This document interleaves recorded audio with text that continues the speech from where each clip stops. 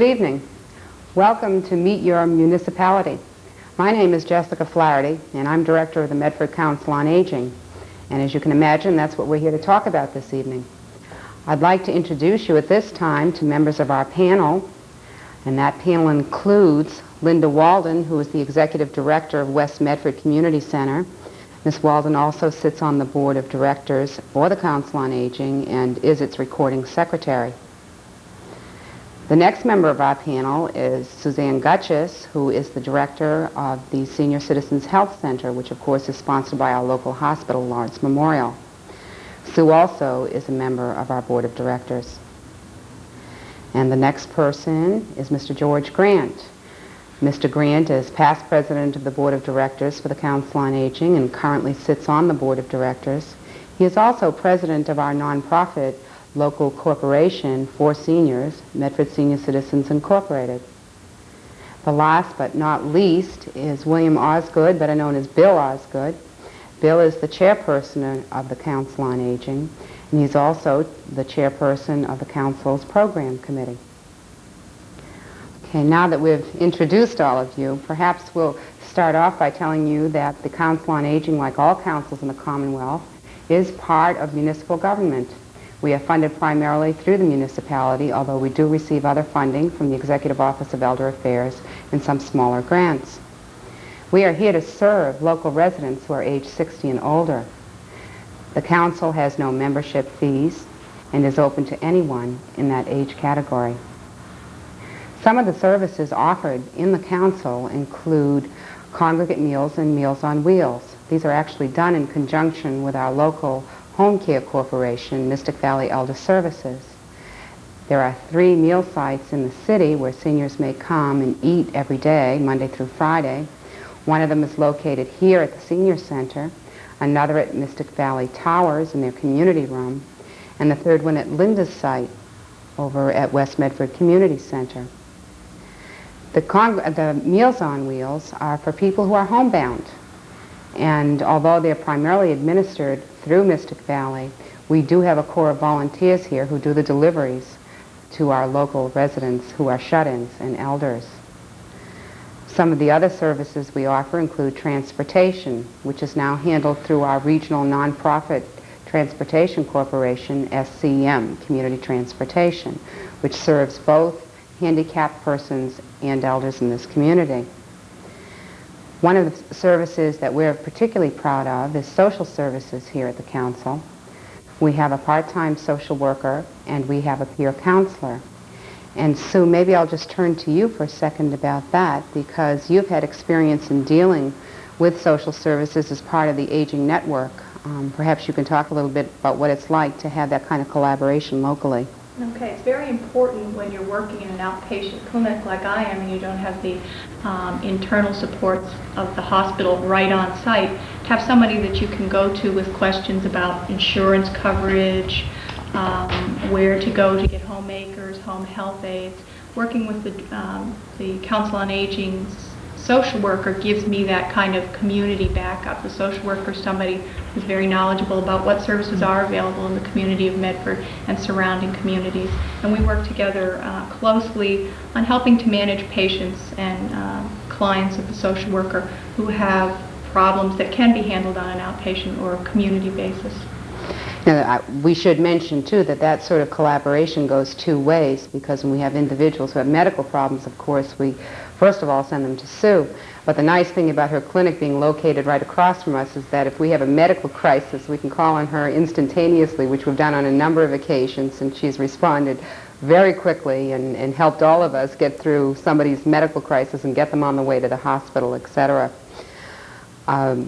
Other services that are offered through our council include, briefly, our home maintenance program, which is a program that does small repairs in the homes of elders.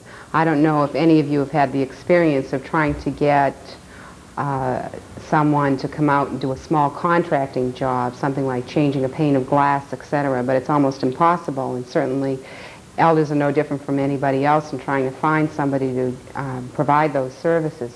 In addition to which, the services are on a sliding scale so that individuals will pay according to their income. And individuals who are interested in that service, either to clean out a garage, to do a lawn, to change a pane of glass, etc., can call us and ask to speak to Mr. Benedict, and he will do an intake on that program. We also have myriad discount programs here, including the National Silver Savers Passport, which I'm sure everybody has seen Bob Hope advertise on television. We also have a local discount card that, again, Sue, becomes important because of the program we're just starting up. Do you want to talk a little bit about the Sunday dinner program? One of the collaborative efforts between Lawrence Memorial and the Council on Aging, through Jessica's inspiration, was to think about a weekend meal program. We do have the meal site here and in some of the other locations Monday through Friday for lunches, but on the weekends a lot of seniors are left on their own to either cook their own meal or find some place to go, and that can be a real problem. People are very lonely, isolated, and Jessica came up with the idea of approaching the hospital's food service department about possibly providing weekend meals, and that's something that's going to be starting relatively soon. April 12th, I believe, that's will be right. the first Sunday, and there'll be a shuttle service to bring people up to the hospital's cafeteria where they can partake of the hospital's cafeteria food at a discount, senior citizens discount, and then get transportation back here, which is something that'll be very useful. It also is a social activity, gets people together on weekends. And one of the things we're hoping is if we have a large enough response to that program, Mort Cohen up at the hospital, who is the, I guess, food services administrator, has talked about a room that he has. It's large enough to house about 35 or 40 people that we could use not just so people could eat together, but also if they want to play cards afterwards, and the kinds of things that sort of would make it nice for them on a Sunday to be able to spend time with other people rather than McDonalding it and then maybe going home and just watching television alone. So we're looking forward to seeing how that runs. One of the other collaborative efforts as we get down to talking about recreational classes at the council is something that we've done in conjunction with the West Medford Community Center. And Linda, maybe you'd want to talk about that. Sure. We have just recently started 2 computer classes geared towards senior citizens, and what we have done is arranged to have 2 students from Tufts who come in, each of them 1 morning a week, and do a 1.5-hour class. We have 8 to 10 seniors enrolled in each class, and the computers are Apple IIe's, and there's general introduction to the computer, how it works, and eventually doing some word processing and a little bit of spreadsheet where people are working on personal budgets. And I'm happy to say that both of our classes filled up within about 2.5 days of advertising. So we're in business. Mm-hmm. One of the things that we've talked about as a long-term effort is perhaps to pair up a senior citizen with a youngster and do some courses where we've got an intergenerational component. So we're very excited about that.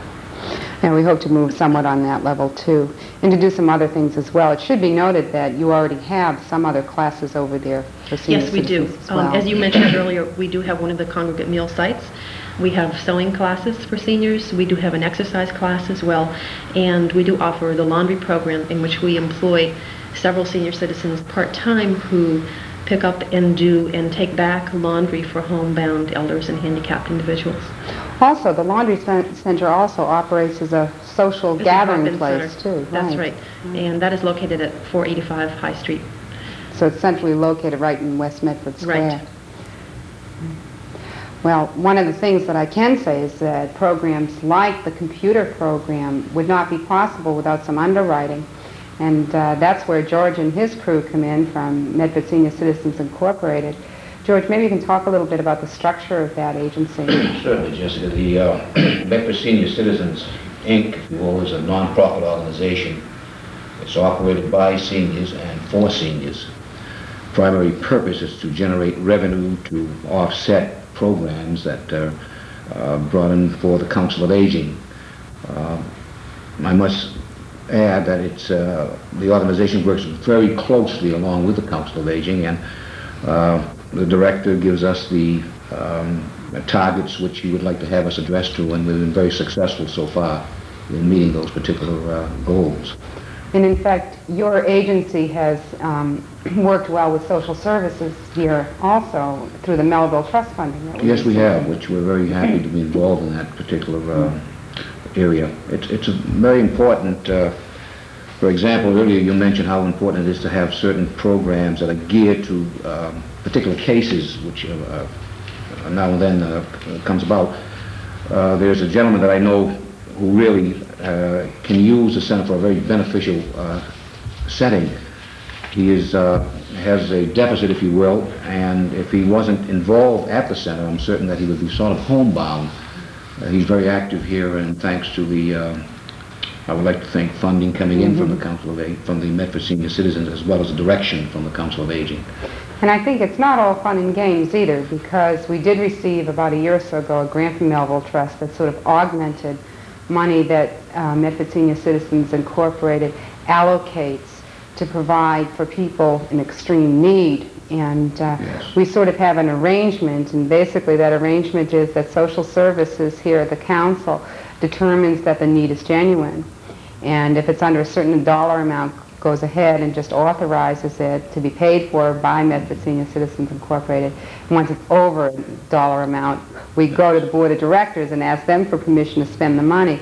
I will say that we've never been refused. No, it's a very good working relationship, and I think it's something which we're all very pleased and very happy to align ourselves with.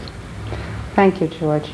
When we get into talking about the recreational activities and things like that, we talked to Mr. Recreation himself, Bill Osgood, who is responsible in collaboration with our administrative assistant here of coming up with the ideas for the month-to-month programs that change, because we don't do things just statically here. We like to see something new and different every month. Bill, perhaps you can talk about some of the programs that we have done recently. Well, what we try to do is to have programs so that everybody will be able to enjoy.